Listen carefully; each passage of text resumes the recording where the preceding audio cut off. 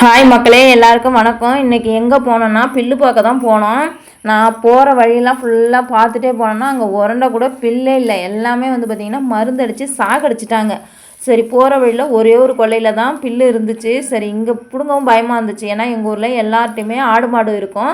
அவங்க பார்க்கறதுக்காக வச்சுருக்காங்களா என்னன்னு சொல்லிவிட்டு ஃபோன் பண்ணி கேட்டேன். சரி, இல்லை நீ பார்த்துக்குங்கன்னு சொன்னது தான் அந்த கொல்லையில் வந்து பார்த்திங்கன்னா நான் பிடுங்க ஆரம்பித்தேன். மணி கிட்டத்தட்ட ஒரு 10 மணிக்கு மேலே ஆனதும் வெயில் ரொம்ப மண்டெல்லாம் காய ஆரம்பிச்சிருச்சு. ஆனால் அந்த கொல்லையில் தண்ணி விட்டுருந்தாங்க. அதனால் பிடுங்கிறதுக்கு கொஞ்சம் ஈஸியாக இருந்துச்சு. சரி, ஒரு வேலைக்கு தீனி ஆகும்ல நமக்கு, கள்ளக்குடி அள்ளி போட்டதுக்கு நம்ம பில்லு பார்த்துட்டு போகணுன்னு சொல்லிட்டு தான் இன்றைக்கி வந்து கொஞ்சோண்டு பில்லு பார்க்கலான்ட்டு இறங்கியாச்சு. பில்லு பார்க்க போகிறது பெருசு இல்லைன்னா காலையிலே ஒரு 8 மணிக்குள்ளே போயிருக்கணும். அதுக்கு மேலே போனது தான் பார்த்திங்கன்னா மண்டை காஞ்சிரும். வெயில் சரியான வெயில் தாங்க முடியல. கொல்லைக்கெல்லாம் போனாவே பொதுவாக வெயில் தெரியாது, அங்கே ஜில்லுன்னே இருக்கும் 24 மணி நேரமும். தண்ணி விட்டுருந்துக்கு அதுக்கும் ரொம்ப கொஞ்சம் நல்லா தான் இருந்துச்சு. பிடிங்கி பார்த்தா இருந்தாலும் வெயிலில் நம்மளால் ஆகலை. கொஞ்சோண்டு மட்டும் பிடுங்கி எடுத்துகிட்டு வரலான்னு சொல்லிவிட்டு கொஞ்சோண்டு மட்டும் தான் பிடுங்கி எடுத்துகிட்டு வந்தேன். ஒரு வேலைக்கு தான் நமக்கு ஒரு வேலை மிச்சமாகுதில்ல அப்படின்னு சொல்லிட்டு தான் நான் வெயிலாக இருந்தாலும் பரவாயில்லன்னு சொல்லிட்டு கொஞ்சம் நேரம் பிடுங்கினேன். ஒரு வேளை பில்லு, ஒரு வேளை கள்ளக்குடி, ஒரு வேளை ஆடு ஓட்டிகிட்டு போகிறதுனால கொஞ்சம் தெரிஞ்சிக்கல. இருந்தாலும் வெயில் அடிக்க அடிக்க எனக்கு வந்து தலை பாரம் தாங்க முடியல. சரி, கொஞ்சோண்டு எவ்வளோக்கு பிக்க முடியுமோ அவ்வளோக்கு வந்து பார்த்திங்கன்னா பிடுங்கி எடுத்துகிட்டு வந்தேன். அதுக்கு தான் வந்து பார்த்திங்கன்னா பில்லு பார்க்க முடியும். மாடுலாம் வந்து பார்த்திங்கன்னா ஒரு நாளைக்கு 3 கட்டு 4 கட்டு திங்கும். அது பார்க்குற அளவுக்கு நம்மள்ட்ட தெம்பும் இல்லை, அங்கே பில்லும் இல்லை. ஏன்னா மாடு 3 கட்டு 4 கட்டு திங்கிறதுனால அது வந்து இப்போ ஒரு கட்டு போட்டோம்னா வச்சுக்கோங்க, பில்லு தின்னுட்டு கள்ளக்குடி வைக்கெல்லாம் திங்காது. இந்த ஞாபகமாகவே இருக்கும். அதனால் வைக்கலெல்லாம் ஒதுக்கிவிடும். அதனால் ஃபுல்லாகவே அதுக்கு மட்டும் பார்த்திங்கன்னா வைக்க தான் போட்டுக்கிட்டு இருக்கேன். கள்ளக்குடிலாம் போடுறதே இல்லை. இந்த பூண்டை பிடுங்கிட்டு போய் ஆட்டுக்கு போட்டோம்னா வச்சுக்கோங்க, நம்ம கொல்லையிலேயே திரும்ப இந்த பூண்டு முளைச்சிருது. ஆடு போட்டுட்டு ஆட்டு எருவை தான் நம்ம வந்து கொல்லைக்கு உரமாக்குறோம். அதனால் என்ன பண்ணுது, நம்ம கொல்லையிலேயே திரும்பவும் இந்த பூண்டு நிறையா முளைச்சிருது. அதனால் கொஞ்ச நாள் இந்த பில்லை பார்க்காம தான் இருந்துச்சு. இந்த மாதிரி பூண்டுலாம் விதை கொட்டி கொட்டி கொட்டி கொல்லை ஃபுல்லாக நம்ம கொல்லையிலேயே இனிமேல் பார்த்திங்கன்னா இந்த மாதிரி பூண்டு தான் வந்துடும். அப்புறம் வேறு வழி இல்லை, நமக்கு கொஞ்சம் தீனிலாம் மெயின்டைன் பண்ணோன்னா இந்த மாதிரி பில்லு இது மாதிரி தான் போட்டு ஆகணும். இப்போ தான் நினச்சிட்டேன், ஆக நம்ம கொல்லையில் விதைக்காமல் விட்டுட்டோமே, முதல்ல விதைக்கணும் அப்படின்னு நினச்சிட்டு தான் நான் வந்தேன். அதுக்கு மேலே தாங்க முடியல. அப்புறம் ஒரு சாக்கில் அள்ளி திணிச்சிக்கிட்டு வந்துட்டேன். இதுதான் எங்கள் ஊர் கொல்லை வயல். இந்த மாதிரி பார்த்துங்க, ஃபுல்லாக எங்கள் சைடெலாம் முருங்கை, கரும்புலாம் போடலாம் அவ்வளோவா. ஃபுல்லாக பார்த்திங்கன்னா எங்கள் சைடு முருங்கை மட்டும்தான். கடலையை பிடுங்கிட்டு முருங்கை தான் போட்டிருக்காங்க எல்லாருமே.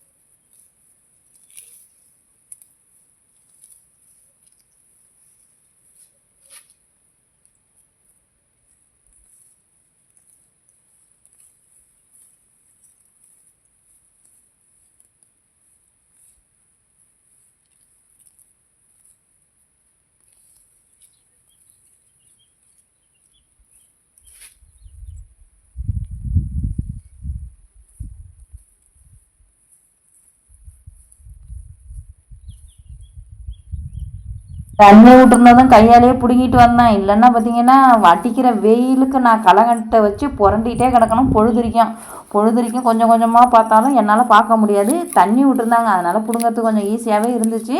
கொஞ்சம் மட்டும் என்னால் பிடுங்க முடிஞ்சது, பிடுங்கிட்டு வந்துட்டேன். நாளைக்கெல்லாம் நேரத்தில் போவோம் அப்படின்னு நினச்சிக்கிட்டு.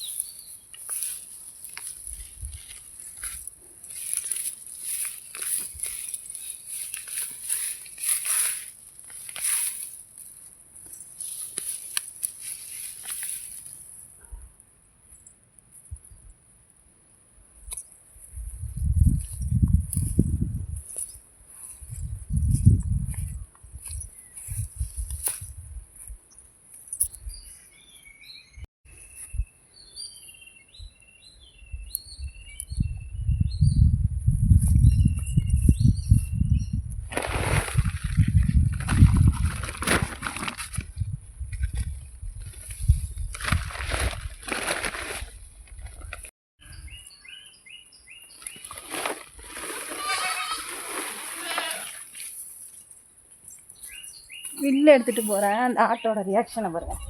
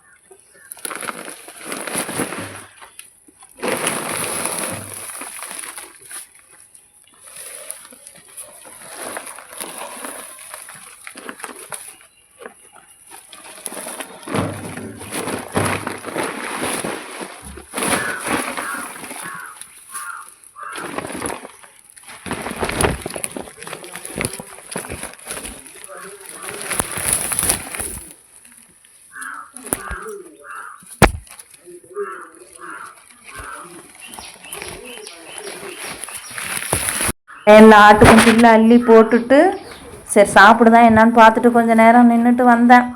தண்ணி ஒரு வேளை வச்சு காட்டினா வேலை முடிஞ்சிச்சு. கத்தாதுன்னு பார்த்தா மதியம் 12 மணிக்கு மேலே மறுபடியும் ஆரம்பிச்சிக்கிச்சு. மறுபடியும் கொஞ்சம் நேரம் கல்லபடி அள்ளி போட்டுட்டு தண்ணியை வச்சு காட்டினா நின்றுச்சு. அப்புறம் சரி நான் சாயந்தரத்துக்கு மேலே அவுத்து விட்டு ஒரு ஓட்டம் போயிட்டு வந்தேன். என் வீடியோ பிடிச்சிருந்தா லைக் பண்ணுங்கள். எப்படி இருக்குன்னு சொல்லிட்டு கமெண்டில் சொல்லுங்கள். இதான் எங்களோட லைஃபே எப்படி இருக்குன்னு சொல்லிட்டு கமெண்டில் சொல்லுங்கள். எல்லார் வீட்லேயும் ஆடு மாடு இருக்கும். யாரும் ஆடு மாடு இல்லாமல் சும்மாவே உட்காந்துருக்க மாட்டாங்க. வயசானவங்க வீட்டில் எல்லார் வீட்லேயுமே பார்த்திங்கன்னா கவர்மெண்ட் ஜாப்பாக இருக்கட்டும் எல்லாருமே வந்து பார்த்திங்கன்னா வீட்டில் ஆடு மாடு வச்சுருப்பாங்க. எங்கள் ஊரில் இதான் விவசாயம், இந்த ஆடு மாடு இதான் பொழப்பே எல்லாருக்குமே. இதை விட்டால் வேறு ஒன்றுமே தெரியாதுன்னா இல்லை. இதிலே மூழ்கியாச்சு. அப்படியே ஜாலியாக அங்கேயே ஆடு திங்கிறத பார்த்துட்டு உக்காந்தாச்சு.